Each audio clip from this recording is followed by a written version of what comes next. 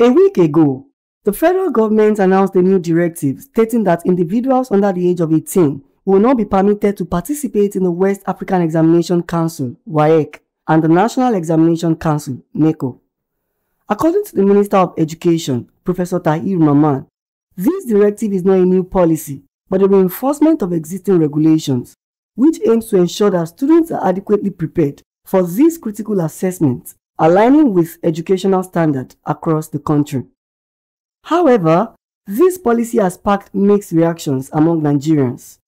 Prince Adewale Adebayo, the presidential candidate of the Social Democratic Party in the 2023 general elections, condemned the announcement, arguing that the policy did not undergo a thorough review process. Similarly, Ambassador Abayomi Nurin Mumuni, a chieftain of the All Progressives Congress, expressed concerns about the potential negative impact of the policy, stating that its implementation could reduce educational opportunities, increase school dropout rates, and create additional social problems. In light of these reactions, Voice of the People TV is on the streets of Lagos to gather citizens' opinion on these developments. Okay, to me, I would say 16 years old. Why? Because looking at the way the younger ones are growing now, they get into school very, very early, around, let's say, 3 years, 2 years, they're already learning how to read and write. Before you know it, 15, they are done, or 14, let's say 14, 15, they are done with secondary school. So I would say they are looking at their brain, the way they think, their intellectual quotients. So they will pick faster, and this will bring them saying they want to go for admission and all of that at the age of 16 years old. There are some that their education was that is very fast. Like my own children now, their education was very fast, but that was then. So he passed out of like 16 to 17 years. So that was then. But now I think maybe they should just see to that one that there are some that used to go to this private school. So the education will be very fast than the government. And even government, there are some that are brilliant. That the education will be fast. So what about the few years?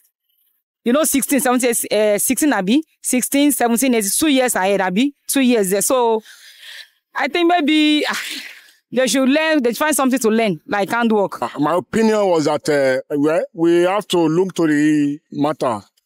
In those days, you must be at the age of 21 before you got into university. But nowadays, because of the privilege God gave us, so we should, in some school, as we are talking about, there are some children, they are 16 years, they are in the university as well, and they cope. So living in the 16 is better. There are some children by 16 years now, by the age of 21, they graduate. So we don't have to waste time on education.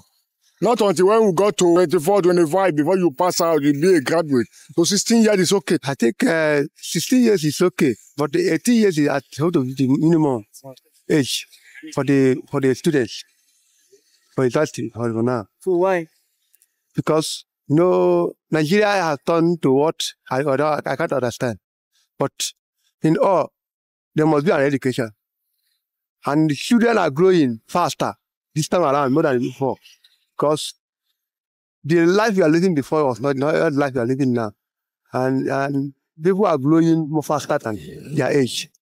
As we've heard from citizens, there are various reactions on the federal government's new directive regarding the minimum age for writing the Waec and Neco examinations. As the policy comes into stay, there is significant effect in observing how this policy will affect parents, students, and educational institutions as a whole. Matthew Ogunswada, reporting for Voice of the People TV.